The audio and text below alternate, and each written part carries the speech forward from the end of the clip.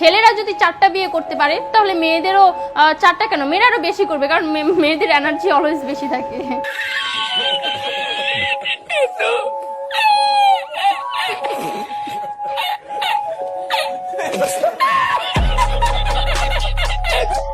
আপনি যদি বললো ছেলেরা যদি 4টা বিয়ে করতে পারে তাহলে মেয়েদের 4টা কেন, মেয়েরা তো আরো বেশি করবে, কারণ মেয়েদের এনার্জি বেশি থাকে। তাহলে মেয়ে পারবে না কেন?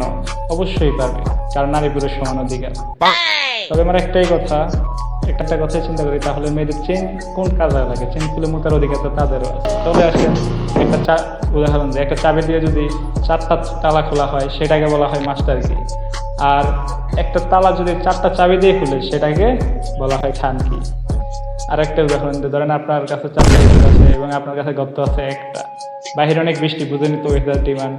এখন 4টা ইঁদুর একসাথে একটা গর্তে কিভাবে ঢুকাবে? আচ্ছা, ধরেন আপনার উপর নিচ মিলে গর্ত আছে 3টা, তাহলে আরেকটা ইঁদুর যাবে কোথায়? কোন ফুটা দিয়ে যাবে? নাকের ফুটা দেওয়া না কানের ফুটা দিয়ে? তার ভিতর মাসের মধ্যে 7 দিনে থাকে লকডাউন। আমি মানি না শুধু, সবাই মানে মেয়েদের অনেক পাওয়ার, মেয়েদের অনেক এনার্জি। তাহলে দেশের মধ্যে ঘন ঘন লোডশেডিং হয় কেন? আমার মাথায় আসে না।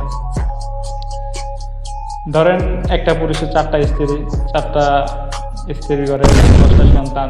তো কেউ যদি জিজ্ঞেস করে যে তার বাবার নাম কি, সন্তানের বাবার নাম কি, বলতে পারবে যে কলিমুদ্দিনের ছেলে। কিন্তু একটা নারী যদি 4টা বিয়ে করে তাহলে সেই সন্তানের কি পরিচয় দিবে? কি বলবে কলিমুদ্দিনের ছেলে, সলিমুদ্দিনের ছেলে, না কার ছেলে? আমার এটা মাথায় আসে না। আপনারা জানলে অবশ্যই জানাবেন। আর ভিডিওটি ভালো লাগলে লাইক দিবেন এবং শেয়ার করবেন এবং চ্যানেলটিকে সাবস্ক্রাইব করে পাশেই থাকবেন।